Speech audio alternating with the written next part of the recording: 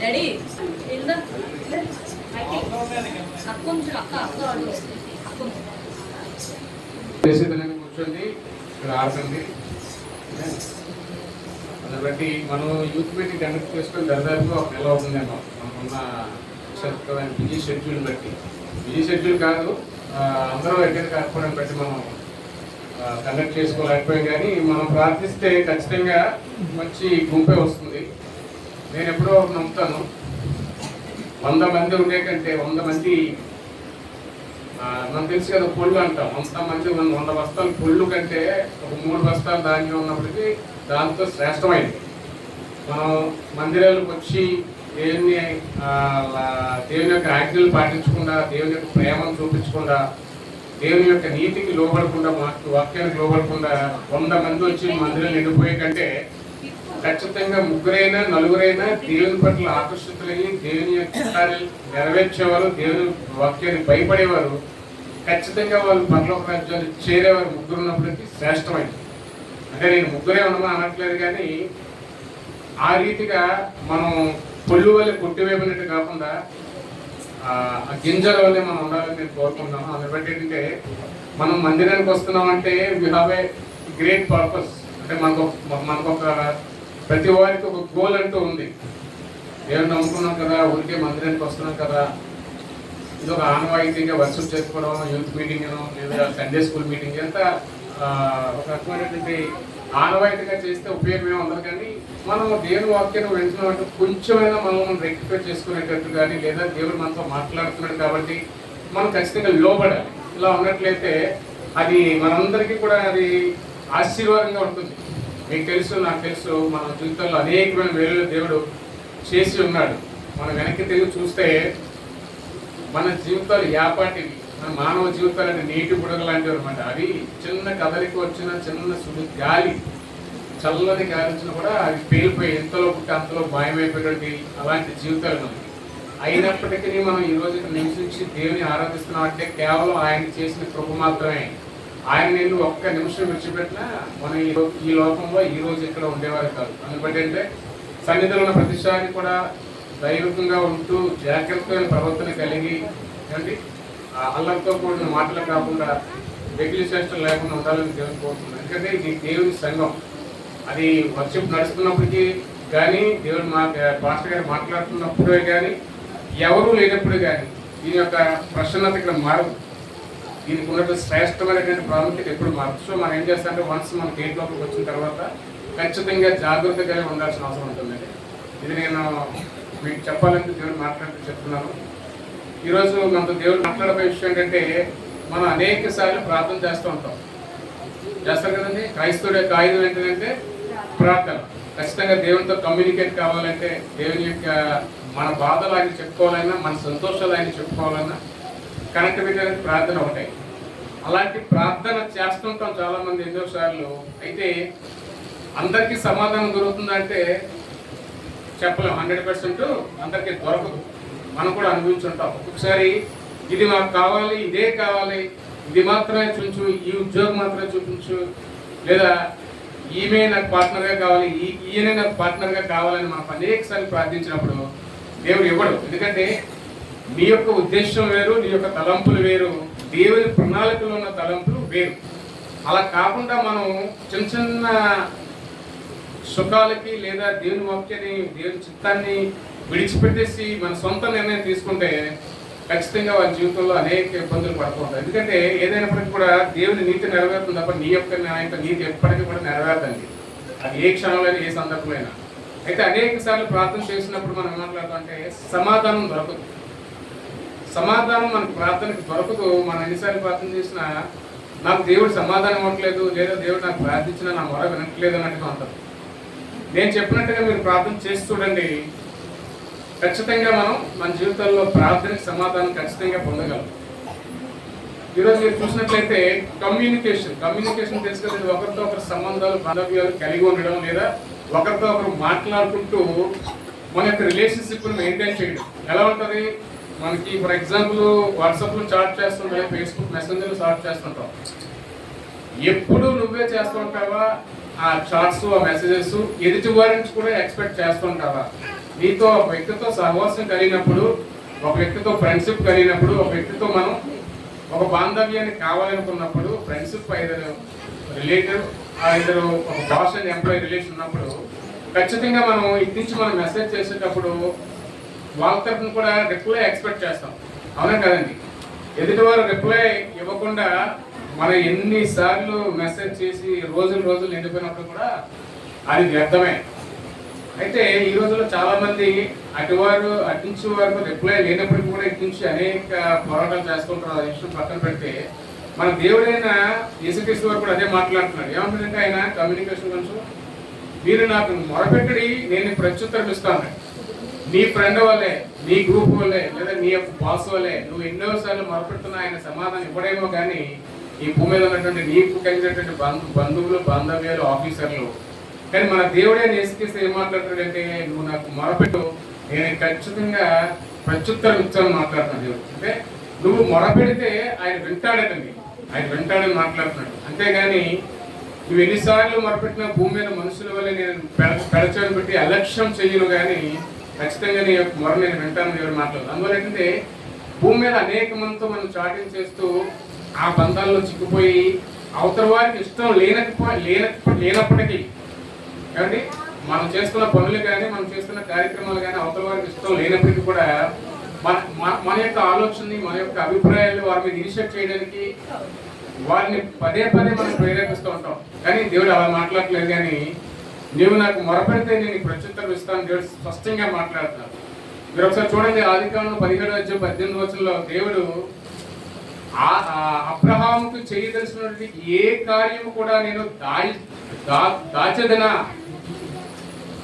shall I hide anything from Abraham అని మాట్లాడుతున్న దేవుడు. అంటే దేవుడైన యెహోవా దేవుడు అబ్రహాముకు నేను ఏ మేలు చేయక దాయనో, లేదా ఆయనకి ఏం చేయదలుచుకున్నప్పటికీ కూడా నేను అది దాయకుండా ఆయనతో మాట్లాడుతున్నాడు. మన ఒకసారి చూడమ్మా ఆదికాండం 17:18.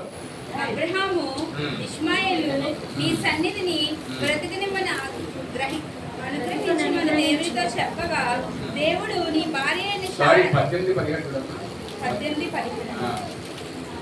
అప్పుడు యెహోవా నేను చేయబో కార్యము అబ్రహామునకు దాచెదనా.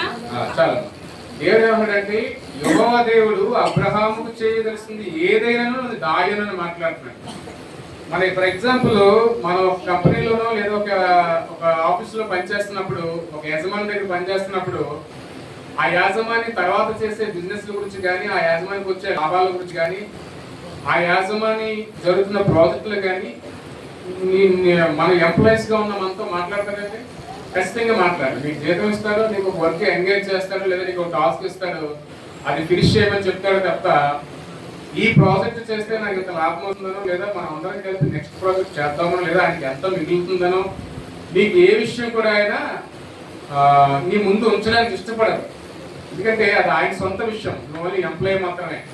అందుని బట్టి వాళ్ళు ఏదైతే వాళ్ళ జీవితాల్లో మేలే స్థానాన్ని పొందుతారో వారి గురించి మనకి మాట్లాడరు, కానీ నీ చేత పనిచేయించుకోవడం మాత్రం ఇష్టపడతారు. అయితే దేవుడు ఏమన్నాడంటే అబ్రహాం అడగలేదు అది ఏం చేస్తాడో చెప్పమని, కానీ దేవుడు అబ్రహాముకి నేను ఏ మేలు చేయదలుచుకున్నానో అది నీకు చెప్పకుండా నేను ఉండగలనా. ఎంత గొప్ప విషయం కదండి. అబ్రహాం దేవుడికి బైబిల్లో అత్యంత సన్నిహితమైన స్నేహితుడు ఎవరండి బైబిల్లో?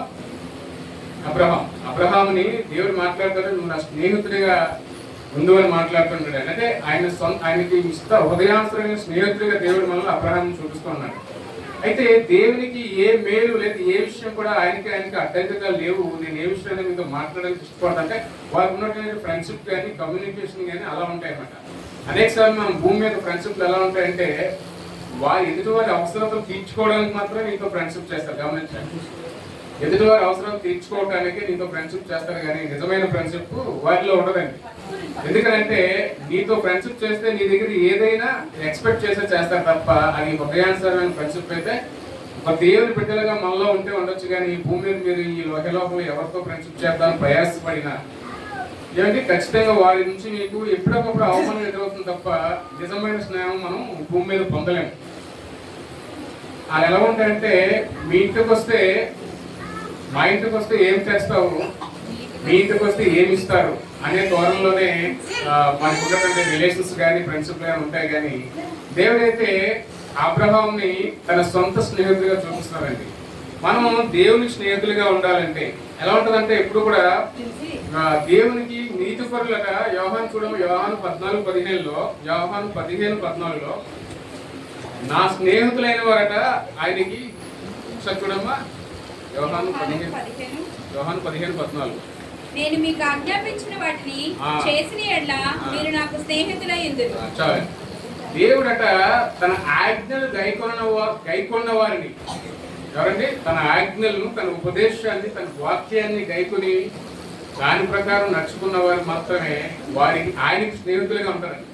ఏమండి? దేవునికి మనం భక్తులుగా ఉండాలి. కానీ దేవుడు ఏం మాట్లాడుతున్నాడంటే ఆయన ఎంతో సన్నిహితుడు కాబట్టి, ఆయన మనం మొరపెడితే ఆయన ఆలోచిస్తాడు కాబట్టి ఆయన మాట్లాడుతున్నాడు.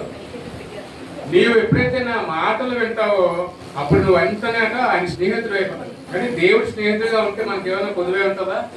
ఏ కొదువ ఉండదు. ఎందుకంటే దేవుడే మన పక్షాన్ని ఉన్నప్పుడు నీకు విరోధి ఎవ్వడూ ఉండడండి. కాబట్టి దేవునికి మనం స్నేహితులుగా మారిపోవాలంటే మనం చేయాల్సిందల్లా ఏంటంటే ఆయన ఆజ్ఞకి లోబడట, ఆయన్ని ప్రేమిస్తే, ఆయన వాక్యాన్ని ప్రేమిస్తే ఖచ్చితంగా మనం ఆయనకి ఇష్టలుగా ఉంటాము, ఆయన స్నేహితులుగా ఉంటాము. మీరు అక్కడే చూసినట్లయితే ఆదికాండం 18:22 ఒకసారి చూడమ్మా. 18:22 ఆదికాండం 18:22లో ఆ మనుషులు అక్కడ నుండి తిరిగి సొదొమ వైపు వెళ్ళిరి. అబ్రహాము ఇంకా యెహోవా సన్నిధి నిలిచి ఉండెను. అప్పుడు అబ్రహాము సమీపించి ఇట్లను, దుష్టులతో కూడా నీతిమంతులకు నాశనము చేయదువా. అక్కడ ఏమవుతుందంటే ఆదికాండం 18 తర్వాత చూడండి.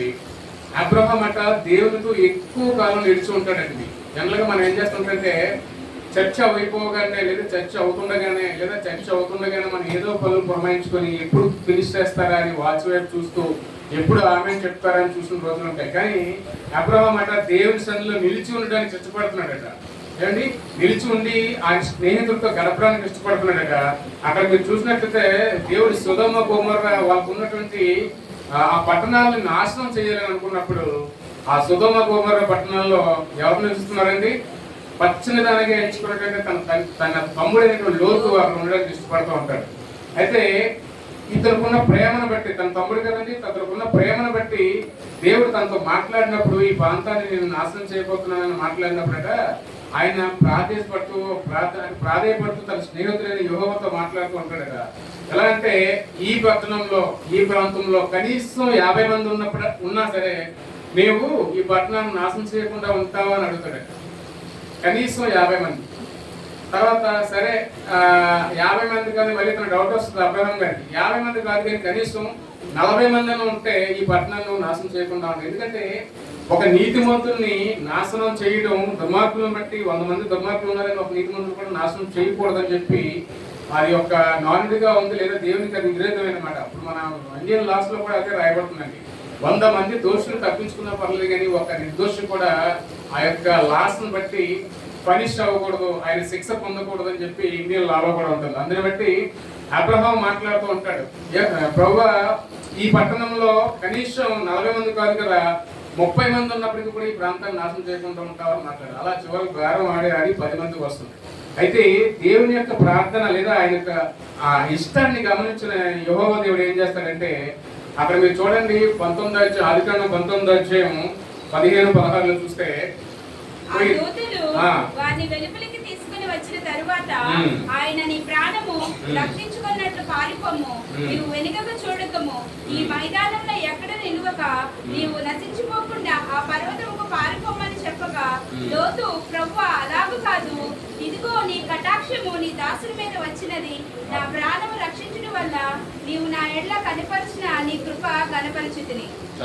అక్కడ ఏం చేస్తాడంటే దేవుడు అబ్రహాముకు విన్నపాన్ని మన్నించి 2 దేవదూతలను పంపించి లోతు యొక్క భార్యను తన పట్టణ వెలుగులకు తీసుకుపోయి వారిని మనం ఉంచినట్టుగా మనం చూడొచ్చు. అయితే దేవుని యొక్క ప్రార్థన మనం అనేక సార్లు మనం ఏం చేస్తుంటే మన కొరకు మనం ప్రార్థన చేసుకుంటుంటాం తప్ప మన ఇంటి వారి కోసమో, లేదా మన స్నేహితుల కోసమో, మన ఆత్మీయుల కోసమో, మన బంధువుల కోసమో, ఈ సంఘస్థుల కోసం మనం ప్రార్థన చేయడానికి ఇష్టపడం. ఎందుకంటే మనకున్న బిజీ షెడ్యూల్ని బట్టి, బిజీ వ్యాపారాన్ని బట్టి, లేదా బిజీ మైండ్ సెట్ని బట్టి అనేక సార్లు మనం తోటి వారి కోసం ప్రార్థన చేయకుండా చేయడానికి ఇష్టపడం అన్నమాట. అయితే అబ్రహాము తన యొక్క తమ్ముడి కోసం ఆ ప్రార్థన చేసినట్లుగా మనం గమనించవచ్చు. ఆ ప్రార్థన చేయగా దేవుడు ఆయన మొర ఆలోచించి వారిద్దరిని తగ్గించి ఆయన ఒక విషయం మాట్లాడతాను. దేవుడు ఎవరి ప్రార్థన వింటాడండి? మీకు తెలుసా దేవుడు ఎవరి ప్రార్థన వింటాడో? దేవుడు ఖచ్చితంగా నీతిమంతులు మొర మాత్రమే ఆలకిస్తాడు. ఏమండి? దేవుడు ఖచ్చితంగా నీతిమంతులు మొర మాత్రమే ఆలకిస్తాడు తప్ప నీ హృదయ ద్వేషాలను బట్టి, నీ హృదయంలో ఉన్న ఏమంటారు ఆ కలహాలను బట్టి, నీ ఉదయంలో ఉన్న చెడు తలంపులను బట్టి నువ్వు ప్రార్థించిన దేవుడు వినడు. కానీ యెషయా గ్రంథంలో రాయబడుతుందట, నీ పాపము దేవుడికి నీకు అడ్డంగా వస్తుందట. నువ్వు ఎంత మొరపెట్టినప్పుడు కూడా నువ్వు ఆ పాపాన్ని విడిచిపెట్టకపోతే నీకున్న పాపాన్ని బట్టి నీ యొక్క మొర ఆయన సన్నిధికి చేరకుండా ఉంటుంది, సమాధానం రాకుండా ఉంటుంది. మీరు చూడండి సామెతలు 15:29 చూస్తే మనఃపూర్వకమైన ప్రార్థన, నీతిమంతుడు చేసే ప్రార్థన ఎలా ఉంటుందంటే మనఃపూర్వకంగా ఉంటుందండి. ఆ నీతిమంతుడి యొక్క ప్రార్థన దేవుడికి ఖచ్చితంగా వింటాడట. భక్తిహీనులు యెహోవాకు దూరస్తుడు, నీతిమంతుల ప్రార్థన ఆయన అంగీకరించును. చాలు, నీతిమంతుల ప్రార్థన మాత్రమే దేవుడు ఆలకిస్తాడండి. ఎందుకంటే ఆయన అంగీకరిస్తాడు. నీలో అనేకమైన తలంపులు కలిగి ఉండి, నీలో అనేకమైన అవలక్షణాలు కలిగి ఉండి, నువ్వు ఎంత మొరపెట్టినప్పటికీ, ఎందుకంటే నువ్వు ఒక పెద్ద ప్రార్థన యోధుడిగా, ప్రార్థనారాలుగా చెప్పుకుంటూ ఉంటావు, కానీ ఎదుటి వారిని ప్రేమించలేవు.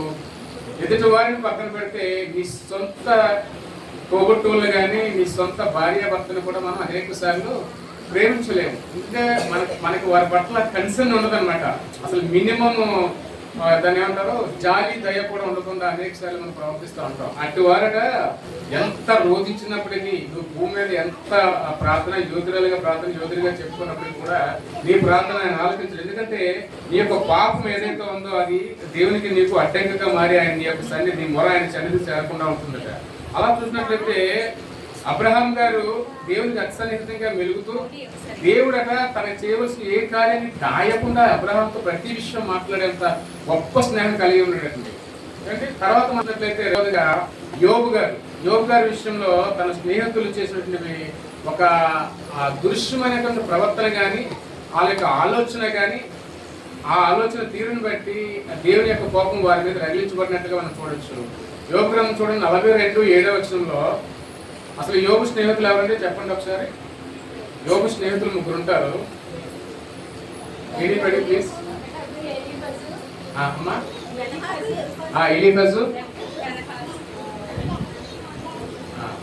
అంటే బిల్దాదు, ఎలీఫజు, జోబర్. ఈ 3 కూడా ఆయన కురుపులతో బాధపడుతున్నప్పుడు, ఆయన వ్యాధి బారిన పడి ఇబ్బందుల్లో ఉన్నప్పుడు వీరంతా వెళ్ళి అక్కడ చూడము 42:7 యోబు 42:7 చూడండి. యెహోవా యోబుతో ఆ మాటలు పలికిన తరువాత ఆయన తేమీనీయుడైన ఎలీఫజుతో ఇలాగ సెలవిచ్చెను, నా సేవకుడైన యోబు పలికినట్లు మీరు నన్ను గూర్చి యుక్తమైనది పలకలేదు కదా, నా కోపము నీ మీదను నీ ఇద్దరి స్నేహితుల మీదను మండుచున్నది. చాలు, ఏమంటే దేవుడు ఆ యొక్క యోబు కలిగిన శ్రమను బట్టి దేవుని దూషించారేమో, యోబుని కూడా నువ్వు ఎందుకు శ్రమలు పడుతున్నామని ఆరోపణ చేశారేమో.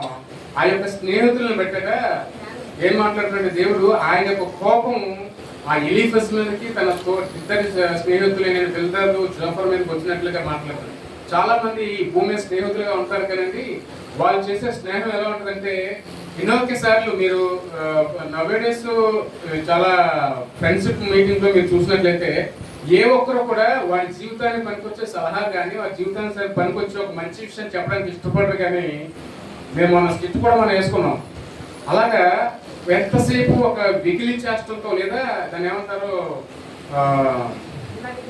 ర్యాకింగ్ టైప్లో ర్యాకింగ్ చేసుకున్నట్లు, లేదంటే వాళ్ళకు ఉన్నదాన్ని బట్టి వీడు అసహ్యపడుతూ లోపల వారు ఎలాగోలా క్రిటిసైజ్ చేస్తూ ఉంటే మీరు మాటలు నలుగురు ఫ్రెండ్షిప్ కలిసినప్పుడు, అరే నేను చదువుకున్నాను, ఇది బాగుపడ్డాను, నేను ఇలా చేశాను, నువ్వు కూడా అలా చేస్తే, లేదా నేను ఫర్ ఎగ్జాంపుల్ పలానా ఇంటర్వ్యూకి వెళ్ళినప్పుడు నేను అది ఫెయిల్ అయ్యాను, లేదా నా మాట ఎలాగంటే నేను తప్పు పడ్డాను, నువ్వు ఈసారి అటెంప్ట్ చేసినప్పుడు అలా చేయమని, ఇలాంటి సంభాషణలు చాలా తక్కువగా ఉంటున్నాయి. కానీ ఎంతసేపు కూడా ఏమవుతుందంటే మన స్కిట్లో చూసినట్టు ఇహలోకంలో ఉన్నటువంటి ఆశీర్వాదాలు నిజమైన ఆశీర్వాదాలుగా నమ్మి ఒకరినొకరు ప్రేరేపించుకుంటూ తప్పుడు దోవలో పడిపోవడానికి ఇష్టపడుతున్నారు తప్ప, ఈ భూమి మీద ఉన్నటువంటి సుఖాలను పొందాలని చూస్తున్నారు తప్ప ఈ ఇలాగ కూడా ఇక్కడ యోగు గారి స్నేహితులు కూడా అలాగే మాట్లాడుతుందండి.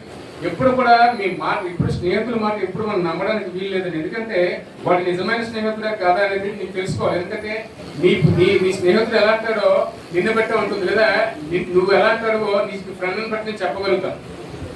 ఎవరైతే నా ముందున్నారో ఆ మనిషిని నేను ఇమీడియట్ గా నేను వాడి క్యారెక్టర్ కానీ వాడిని కానీ గమనించలేకపోవచ్చు. కానీ ఈయనకి పలానాడు ఫ్రెండ్ అని నాకు తెలిస్తే ఖచ్చితంగా నేను ఆ మనిషిని అనాలిసిస్ చేయగలను. ఎందుకంటే ఆ వ్యక్తి నాకు తెలుసు కాబట్టి ఆ వ్యక్తితో ఫ్రెండ్షిప్ చేసిన వ్యక్తి ఎలా ఉంటాడో నేను ఖచ్చితంగా చెప్పాలి. అలాగా యోగు అంత నీతిపరుడైనప్పటికీ, అంత ధనవంతుడైనప్పటికీ, యోగు యొక్క స్నేహితులు మేబీ అలాగే వాళ్ళు కూడా ధనవంతులై ఉండొచ్చాక వారికి ఉన్న దురుసును బట్టి, దేవుని దూషించడాన్ని బట్టి వాళ్ళకట దేవుని కోపం, దేవుని యొక్క ఉగ్రత వాళ్ళ మీదకి వచ్చి వాళ్ళని శపించడానికి ముందుకు వస్తూ ఉంటాడు. దేవుడు ఏమంటాడంటే తర్వాత చూడము 42:8 వాళ్ళ రెమెడీ ఏం చేయాలో కూడా దేవుడు అదే మాట్లాడుతుంటాడు. కాబట్టి యేసు ఎడ్లను 7 పొట్టేలను మీరు తీసుకొని నా సేవకుడైన యోబునొద్దకు పోయి మీ నిమిత్తము దహన బలి అర్పించవలెను. అప్పుడు నా సేవకుడైన యోబు మీ నిమిత్తము ప్రార్థన చేయును. మీ అవివేకము బట్టి. ఎప్పుడైతే దేవుడు ఏం మాట్లాడుతుందంటే మీరు ఆయన యొక్క కోపానికి వీళ్ళు బాధితులైనప్పుడు, ఆయన కోపం మీద రగిలినప్పుడు నా సేవకుడైన యోగు దగ్గరికి వెళ్ళి మీరు బలి అర్పించమని చెప్తారండి. అంటే వాళ్ళు చేసినటువంటి పాపాలను బట్టి వాళ్ళకి ఎలాంటి శిక్ష అర్పిస్తుందో దేవుడు చాలా క్లియర్ గా మాట్లాడుతున్నాడు. అంటే నీ స్నేహం ఎప్పుడు కూడా విలువైనదిగా ఉండాలి తప్ప, నీకు సొత్తైన వారితో లేదా నీతో సింక్ అయ్యే వాళ్ళతో ఉండాలి తప్ప, ఆ స్నేహాన్ని బట్టి నువ్వు నీ ఫ్రెండ్ని బట్టి నిన్ను తోలనానికి ఉండకూడదు. నీ ఫ్రెండ్ నీ యొక్క ఆ ఫ్రెండ్షిప్ ని బట్టి నేను తక్కువగా అంచనా వేయకూడదు. ఎందుకంటే నువ్వు చేసే ఫ్రెండ్షిప్ అలా ఉంటుంది. ఈ భూమి మీద ఎప్పుడు కూడా నీ నోటి మాటలను బట్టి నీ హృదయ ఆలోచనలు బట్టి నీ నోటి మాటలు ఉంటాయండి.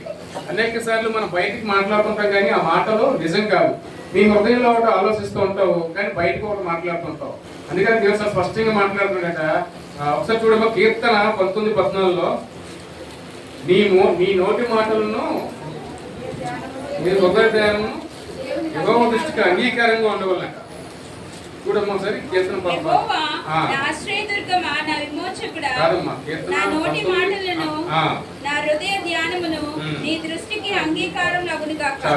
అనేక సార్లు మనం ఏం చేస్తుంటే ప్రతి వాళ్ళు కూడా ఉదయాన్నే ప్రార్థన చేసేటప్పుడు ఈ ఒక్క విషయాన్ని మనం దేవుని దగ్గర ఒప్పుకొని రోజు అడుగుతూ ఉండాలి. ఎందుకంటే మనం ఒక మనిషి పట్ల మాట్లాడే విధానం, మనిషిని పలకరించే విధానం వేరు, లోపల నీ యొక్క తలంపులు వేరు. నీ హృదయ ఆలోచనలు మారకుండా నువ్వు ఎంత ప్రార్థించినా, ఎంత విశ్వాస చెప్పినా, ఎంత ప్రైజ్ ది లార్డ్ చెప్పినప్పటికీ కూడా అది నీకు ఆశీర్వాదకరంగా ఉండవు. ఎందుకంటే ముందు నువ్వు నీ హృదయాలోచనలు బట్టి, హృదయం నిండిన దాన్ని బట్టి నోరు మాట్లాడుతుంటూ ఉంటుంది. అందువల్ల ఏంటంటే ఎదుటి వారితో ప్రేమగా ఉంటూ ఎదుటి వారిని దూషించకుండా నువ్వు ప్రార్థించగలగాలి. అంతే తప్ప ఈ 2 విషయాలు కరెక్ట్ చేసుకోకపోతే నీ నోరు మాట్లాడడానికి విలువ ఉండదు. ఎందుకంటే నీ హృదయంలో తలంపులు వేరేగా ఉంటాయన్నమాట. అదేవిధంగా యోబు స్నేహితులు కూడా అక్కడ మనం చేసినట్లు చూడొచ్చు. అందువల్ల అది శిక్షకు లేదా దేవుని యొక్క ఉగ్రతకు వాళ్ళు బలైనట్టుగా మనం చూస్తుంటాం. అందువల్ల అనేక సార్లు మనం ప్రార్థన చేసేటప్పుడు అంటే ఖచ్చితంగా మన హృదయ ధ్యానము దేవునికి అంగీకారంగా ఉంటే నీ మాటలు దేవుడు ఆలకిస్తాడు. నువ్వు ప్రార్థన చేసేటప్పుడు ఏంటంటే నీ ఫ్రెండ్స్ కోసం, నీ బంధువుల కోసం, నీ స్నేహితుల కోసం చేస్తూ దేవునికి ఎల్లప్పుడూ కనెక్టివిటీతో ఉండాలి. దేవుని నిజమైన స్నేహితుడిగా మనం మారాలంటే ఆయన ఆజ్ఞలు పాటించిన వారు, ఆయన వాక్యాన్ని ధ్యానించి ఆ వాక్యాన్ని ఇష్టపడి వాక్యానుసారంగా నడిచేవారట దానికి స్నేహితులుగా దేవుడు మార్చుకుంటాడు. అందుని బట్టి మనం ఏం చేయాలంటే ప్రార్థనకు సమాధానం రావాలంటే ప్రార్థనకి ఎప్పుడైనా సరే మనకి ఒక్కొక్కసారి ప్రార్థన విషయాల్లో నువ్వు అడిగే మొదలు ఎలా ఉంటుందంటే సంవత్సరానికి రిజల్ట్ రావాలని ఒకసారి అడుగుతాం, ఒక నెల తర్వాత రిజల్ట్ రావాలని ఒకసారి అడుగుతాం. ఒక్కొక్కసారి క్షణంలో టైం కూడా ఉండదు దేవునికి. అంటే మనం మన షెడ్యూల్ ఎలా ఉంటుందంటే నిమిషాలు క్షణాల్లో కూడా మనకి కావలసినటువంటి అనుకూలమైన తీర్పు రావాలని ప్రార్థన చేస్తూ ఉంటాం. అంటే దేవా ఈ సంవత్సరం నన్ను గట్టెక్కించు, నాకు ఈ ఎగ్జామ్ పాస్ అయ్యి అనేదానికి అక్కడ నువ్వు దేవుడికి సమయం ఇస్తున్నావు. లేదా నెక్స్ట్ మంత్ నాకు శాలరీ పెంచు దేవా, నాకు ఇంక్రిమెంట్ పడేలా చేయి దేవా అంటే దానికి కూడా టైం ఇస్తున్నావు. ఇప్పుడు మనం ఏం చేస్తున్నాం అంటే ఇక్కడ ఉంటాము, మనకు ఒక 2 కిలోమీటర్లు ప్రయాణం చేయాల్సి ఉంటుంది, మబ్బులు కమ్మేస్తుంటాయి, పిడుగులు ఉరుమైపోతుంటాయి, మొత్తం రోడ్డు అంతా చీకటి అయిపోతాయి. అప్పుడు ప్రార్థిస్తాను అలాగే దేవా నేను ఆ 2 కిలోమీటర్లు రీచ్ అయిపోతే వర్షం పడవుతాను. అవునండి, అప్పుడు దేవుడు నీ యొక్క ప్రార్థన బట్టి దేవుడు సమాధానం ఇస్తున్నాడా లేదా? ఖచ్చితంగా ఇస్తాడు. చాలా మంది చూసారా సార్, ఒక్క 2 నిమిషాలు నేను లేట్ అయి ఉంటే మొత్తం తడిసిపోయేవాడిని. ఒక్క 2 నిమిషాలు నేను లేట్ అయి ఉంటే ఆ లారీ నన్ను గుద్దేసి ఉండేది. ఒకే ఒక 2 నిమిషాలు నేను లేట్ అయి ఉంటే నేను ఆ యొక్క గొడవలో నేను బాలిభాగస్తుని అయిపోయి ఉండేవాడిని. అవునా కదండి? ఆ క్షణంలో దేవుడు నేను తప్పిస్తాడు. ఎందుకంటే నీ హృదయ జ్ఞానంలో నీ నోటి నుంచి మాటలు మంచివై ఉంది, నీవు ఎదుటి వారి కోసం ప్రార్థిస్తూ ఉంటే, ఆయనకు ఆజ్ఞను గ్లోబై అని స్నేహితుడిగా ఉన్నట్లయితే ఖచ్చితంగా ఆయన నేను ఆశీర్వదిస్తాడు. అలాంటి ప్రార్థనకు దేవుడు చెవియొక్కుతాడు, నీకు ఖచ్చితంగా సమాధానం దొరుకుతుంది. మనకి ఎగ్జాంపుల్గా మనం యోబు గారిని చూసుకున్నాం, అబ్రహాం చూస్తున్నాం. అదే రీతిగా మనం ఏం చేయాలంటే ఎప్పుడైనా సరే నీ యొక్క ఫ్రెండ్షిప్స్ కానీ నీ యొక్క సహవాసం కానీ చూసుకుంటూ నీ యొక్క హృదయ తలంపులు నీ నోటి ధ్యానం నీ మనసులో ఎదుటివారిని లేదా నీ హృదయంలో ఎదుటివారిని ఎప్పుడు నీతి మీద ఆధారపడాలి తప్ప ఈ ఒక్క క్షణం వెళ్ళే, ఈ ఒక్క తప్పు వెళ్ళే, ఈ ఒక్కసారి వెళ్ళే అని ఎప్పుడైనా నువ్వు తప్పుదో వేసావంటే, నేను మనం చెప్పినట్లుగా నువ్వు పాపాన్ని చంపకపోతే, if you do not kill sins it will kills you. నువ్వు ఒక పాపాన్ని చంపకపోతే అది నేను చంపేస్తాను. ఫ్రెండ్ అన్నాడు ఎప్పుడు ఎలా ఉండాలంటే, ఇంగ్లీష్లో సామెత friend in need is friend in need అని ఉంటుంది. నీకు ఆపత్కాలంలో లేదా నీ కష్టంలో నీ ఫ్రెండ్ నీకు ఉపయోగపడకపోతే నువ్వు చేసిన ఫ్రెండ్షిప్ వ్యర్థం అండి. నీ దగ్గర డబ్బులు ఉన్నప్పుడే, నీ దగ్గర ఆస్తి ఉన్నప్పుడే, నీ దగ్గర ఏదైనా ఉన్నప్పుడే వాళ్ళు వచ్చి నీతో ఫ్రెండ్షిప్ చేసి ఎంజాయ్ చేసే పోయిన ఫ్రెండ్షిప్ కాదు. కానీ పర్టికులర్గా ఈ యూత్ అనేవారు ఈ విషయాలు గమనించుకోవాలి. నీ ఇరుగు పొరుగు వాళ్ళైనా, నీ చేసే సహవాసమైనా ఊరికే మనం ఎప్పుడైనా సరే ఆచి చూసి దేవుడు ఏమన్నాడంటే వినడానికి వేగిరపడాలి, మాట్లాడాలని నిదానించి మాట్లాడాలి. ఒక సమూహంలో మనం చేరినప్పుడు ఆ సమూహం ఎలాంటిది అది నువ్వు గమనించిన తర్వాతనే ఎవరితో ఫ్రెండ్షిప్ చేయాలి, ఎంతవరకు ఫ్రెండ్షిప్ చేయాలి ఉన్నప్పుడు నువ్వు క్వాలిఫైడ్ పీపుల్గా నేను ఎంచబడతాను. కాబట్టి చాలా మంది చూసారా, పేరెంటాలు అమ్మంటారు, అది ఎలాంటి కొత్త గుంపు అయినప్పటికీ కూడా ఈ మెల్లి 2-3 నిమిషాల్లో అందరితో పరిచయం పెట్టేసుకుంటుంది. ఏమవుతుంది? అలాంటి వర్క్ చాలా జాగ్రత్తగా ఉండాలి. ఖచ్చితంగా వాళ్ళు గోతులో పడతారు. అందుని బట్టి ఈ యొక్క వాక్యం మీకు అర్థమైంది అనుకుంటున్నాను. మన ప్రార్థన ఎప్పుడు కూడా క్వాలిఫైడ్గా ఉండాలి, మన మనసులో దురుద్దేశంతో ఉండకుండా ఉండాలి. మీ ఫ్రెండ్ ఎప్పుడు మంచివాడే ఉండాలి. యోగుకి వెళ్ళిన ఫ్రెండ్స్ కాకుండా నిన్నుగా చూసి నీ ఆపత్కాలంలో నీ లేమిలో కూడా నేను ప్రేమించడం ఉన్నట్లయితే ఖచ్చితంగా అటువంటి ప్రార్థన మన దేవుడు ఖచ్చితంగా ఉంటాడు. ఈ యొక్క మాటలు ఆశ్రయించబడిన కాక ఎవరన్నా ప్రార్థన చేయండి.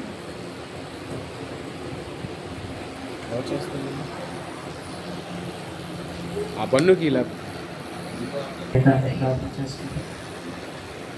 పరిశుద్ధమైన ప్రభువా, ఈ పరిశుద్ధమైన మనకి వేలాది వందనాలు స్తోత్రములు చెల్లిస్తున్నాం నాయన. గొప్ప దేవుడు, ఆశ్చర్య కార్యములు చేయవాడు అయ్యా, నీకు వేలాది వందనాలు స్తోత్రములు తండ్రి. తండ్రి ప్రభువా, మీరు చెప్పిన మాటలు ప్రతి ఒక్క మాట ప్రభువా జీవనిస్తుంది ప్రభువా. ఈ మాటలు ప్రభువా మా యొక్క త్రోవలకు ప్రభువా వెలుగై ఉన్నదని వాక్యమే సెలవిస్తుంది నాయన. అవును ప్రభువా, తండ్రి నీకు చెప్పిన ప్రతి ఒక్క మాట అయ్యా విని విడిచిపెట్టేవారిగా కాకుండా ప్రభువా వాటి ప్రకారంగా నడుచుకునే భాగ్యం దయచేయండి ప్రభువా. తండ్రి అయ్యా ప్రభువా, అవును ప్రభువా, అయ్యా మేము మా మరణాలిస్తే ప్రభువా మేము నీతిమంతులు వలె ప్రభువా నాయన జీవించాలయ్యా. అప్పుడైతే మా మొర వింటావు, మా యొక్క ప్రతి ఒక్క ఆలోచన ప్రభువా, మా యొక్క తలంపుల నుంచి ప్రభువా, మా యొక్క ఎలుకలు ఇబ్బందులు సమస్యల నుంచి విడుదల కలగజేస్తావని ప్రభువా, అద్భుత కార్యం మా ఎడల చేస్తావని వాక్యమే సెలవిస్తుంది ప్రభువా. ఓ ప్రభువా నాయన, ఆనాడు ప్రభువా యోగి జీవితంలో ప్రభువా ఎన్నో ఇబ్బందులు ఎలుకలు సమస్యలు వచ్చినని ప్రభువా నాయన ఏ విధంగా ప్రభువా నిన్ను దూషించుకుంటా అయ్యా నిజమైన దేవుడు నాకు ప్రభువా సహాయం చేస్తాను వంటి వారిని వాక్యం సెలవుస్తుంది కనుక ప్రభువా మేము ప్రభువా తండ్రి వాక్యానుసారంగా జీవిస్తూ నేను మహిమపరిచే బిడ్డగా, నేను ఆరాధించే బిడ్డగా, నేను స్తుతించే బిడ్డలుగా ప్రభు అనేక మందిని ప్రభువా అయ్యా మా ద్వారా అయ్యా సువార్త ప్రకటించే బిడ్డలుగా ప్రభువా నేను తండ్రి అనేకమైన ఆత్మలు లేవనెత్తే బిడ్డలుగా ప్రభు మమ్మల్ని నుంచి అడుగుతున్నాం ప్రభువా. అయ్యా మమ్మల్ని చూచి చిక్కుపడే ప్రభువా తండ్రి నీవైతే మమ్మల్ని ప్రభువా అయినా అయ్యా మమ్మల్ని బలపరిచే దేవుడు, సహాయం చేసే దేవుడు ప్రభువా, అనేక మార్లు పడిపోయిన మమ్మల్ని లేవనెత్తే దేవుడు ప్రభువా నాయన. తండ్రి వాక్యానుసారం జీవించుకోవడం మా అందరికీ దయచేయండి. ప్రభు చూపి నడిపించండి ప్రభువా నాయన. అయ్యా ప్రభువా నాయన ఈ దినం వచ్చిన ప్రతి ఒక్క బిడ్డను ప్రభువా దీవించి ఆశీర్వదించి మహిమపరచమని బలపరచమని ప్రభు చూపించమని తిరిగి వెలుచుండగా ప్రభువా మమ్మల్ని వాక్యానుసారంగా జీవించుకోవడం మాకు దయచేయమని యేసయ్య పరిశుద్ధమైన నామమున ప్రార్థన అడిగి వేడుకున్న ప్రభువు తండ్రి.